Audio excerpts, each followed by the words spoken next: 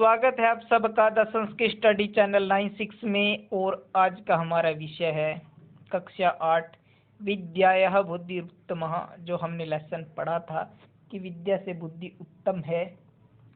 ठीक है, तो उस लेसन का अभ्यास हम करने जा रहे हैं। फर्स्ट क्वेश्चन है जिसमें विकल्पों से सही उत्तर चुनकर लिखने हैं। तो फर्स्ट क्वेश्चन है किम वरम अस्ति, कि क्या, कि मैंने क्या, वरम मैंने श्रेष्ठ, अस्ति मैंने है, कि क्या श्रेष्ठ है। क्या श्रेष्ठ है भाई? बुद्धि। बुद्धि सबसे श्रेष्ठ है। बुद्धि सबसे श्रेष्ठ है, क्योंकि चाणक्य भी कहते हैं कि मुझे चंद्रगुप्त या बाकी सब छोड़कर चले जाएं, लेकिन मेरी जो बुद्धि है वो मुझे कभी छोड़कर जानी नहीं चाहिए, ऐसा उन्होंने चाणक्य नीति में कहा है। इसलिए बुद्धि को सबसे श्रेष्ठ माना गया है। तो सेकंड क्वेश्चन है नगरे के वसंती स्मः, नगर में कौन रहते थे। कौन रहते थे भाई नगर में? ब्राह्मण पुत्रः। ब्राह्मण पुत्र। कौन रहते थे भाई नगर में? ब्राह्मण पुत्रः, ब्राह्मण पुत्र। थर्ड क्वेश्चन कहते हैं एकस्मिन् नगरे कति ब्राह्मण पुत्रः अवसन्, कि एकस्मिन् नगरे, कि एक नगर में कितने, कति मैंने कितने, ब्राह्मण पुत्र, ब्राह्मण पुत्र, अवसन मैंने रहते थे, कि नगर में कितने ब्राह्मण पुत्र रहते थे? चत्वारः, चार। कितने रहते थे भाई? चार। फोर्थ क्वेश्चन में कहते हैं ते मार्गे किम अपश्यन, उन्होंने मार्ग में, किम मैंने क्या, अपश्यन मैंने देखा, उन सब ने मार्ग में क्या देखा? अस्थिनी, अस्थियों को, हड्डियों को देखा। पांचवें क्वेश्चन में कहते हैं शास्त्र प्रांग मुखस्य नाम किम आसीत, जो शास्त्रों से प्रामुख था, ठीक है, शास्त्रों को नहीं जानता था, उसका नाम क्या था भाई? सुबुद्धि। क्या नाम था उसका? सुबुद्धि ही। जो शास्त्रों को नहीं जानता था, जिसे शास्त्रों का ज्ञान नहीं था, उसका नाम क्या था? सुबुद्धि।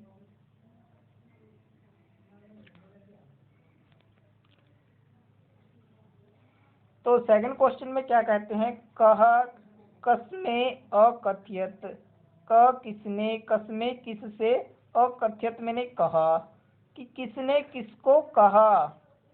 अब इनने न अहम विद्याम विफलाम करोमि, कि यह बात किसने किसको कही, कि न अहम। फर्स्ट क्वेश्चन कहते हैं कि ना मैं विद्या को विफलाम करोमि, विफल करोमि करता हूँ, मैं अपनी विद्या को विफल नहीं करूंगा। किसने कहा था ये? तृतीय ब्राह्मण पुत्र सुबुद्धिम प्रति, कि तृतीय ब्राह्मण पुत्र ने सुबुद्धि के प्रति कहा था। क्योंकि जब सुबुद्धि ने उनको कहा कि शेर को जीवित मत करो, तुम्हें खा जाएगा, तृतीय ब्राह्मण पुत्र कहता है कि मैं अपनी विद्या को विफल नहीं कर सकता, कि मैंने सीखी है विद्या तो मैं इसका प्रयोग करूंगा।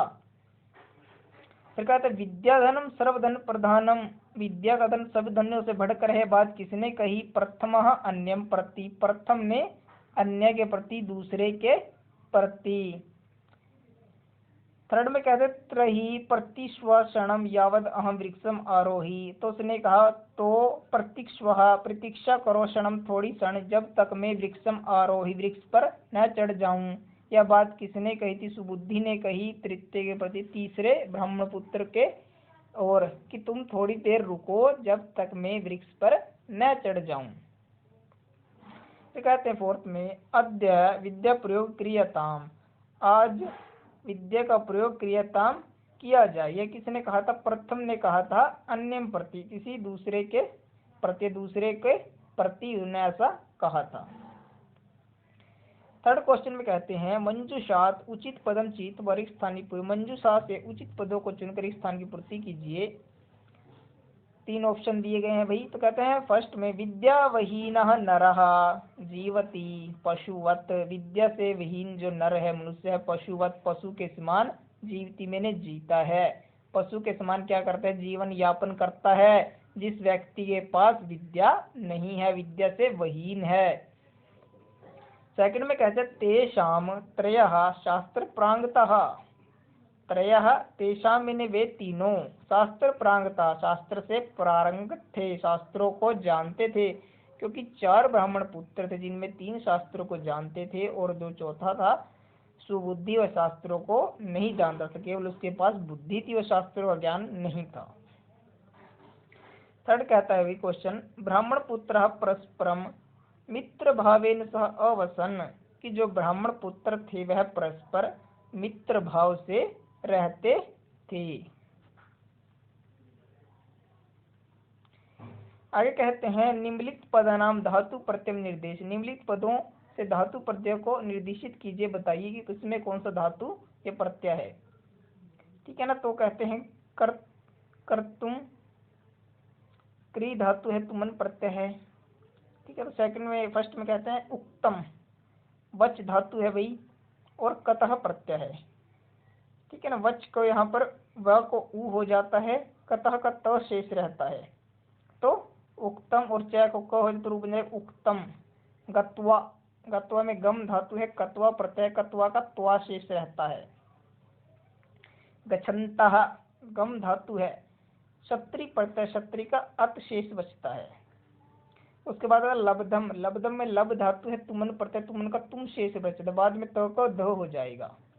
उपविश्य में उप, ठीक है ना, यहाँ पर उप उपसर्ग है। ठीक है ना। विष धातु है, प्लस में लय प्रत्यय है, धातु भाई विष है, उप धातु नहीं है, यहाँ पर विष धातु है, लय प्रत्यय, लय का यह शेष बचता है। कथ्य तुम में कथ धातु है और तुमन प्रत्यय है। उसके बाद आता है संधि विच्छेद करना है। ततश्च, ततः प्लस च, यहाँ पर विसर्ग के स्थान पर श हो जाएगा। क्यों हो जाएगा? क्योंकि इससे परे च है, ये विसर्ग संधि का नियम है। तो सेकंड में कहते हैं यावत जीवनम, तो यावत प्लस जीवनम कौन सी संधि है? व्यंजन संधि है, त को ज हो जाएगा। धन उपार्जनम, धन प्लस उपार्जनम, ए प्लस उ ओ हो जाएगा, कौन संधि है? गुण संधि का उदाहरण है।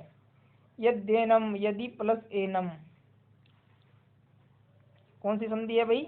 यदि प्लस एनम। विद्या अध्ययने, तो विद्या प्लस अध्ययने, आ प्लस अ कौन संधि है? यहाँ पर आ प्लस अ में दीर्घ संधि है, क्योंकि आ प्लस अ होगा क्या? दीर्घ ही होगा। दीर्घ संधि कहते हैं हमेशा क्या हो? दीर्घ ही हो। एकस्तु, एक प्लस तु, यहाँ पर विसर्ग के स्थान पर स हो जाएगा। यहाँ पर क्या हुआ था? ये वाला श हुआ था, क्योंकि यहाँ पर च था, अब यहाँ पर त है, तो कौन सा श होगा? ये वाला श होगा। ठीक है ना। और यहाँ पर बताना भूल गए, यदि प्लस एन में कौन संधि है भाई? यण संधि है।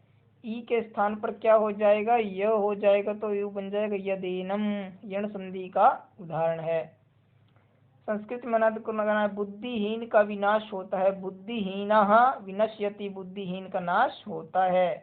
मेरी विद्या व्यर्थ नहीं करो, मम विद्या व्यर्थम न करो तू, मेरी विद्या को व्यर्थ मत करो। विद्वान सभी जगह पूज जाते, विद्वान सर्वत्र पूज्यते, ज्ञान के बिना मुक्ति नहीं है रीते, ज्ञानान न मुक्ति, की ज्ञान के बिना कहीं भी मुक्ति नहीं है।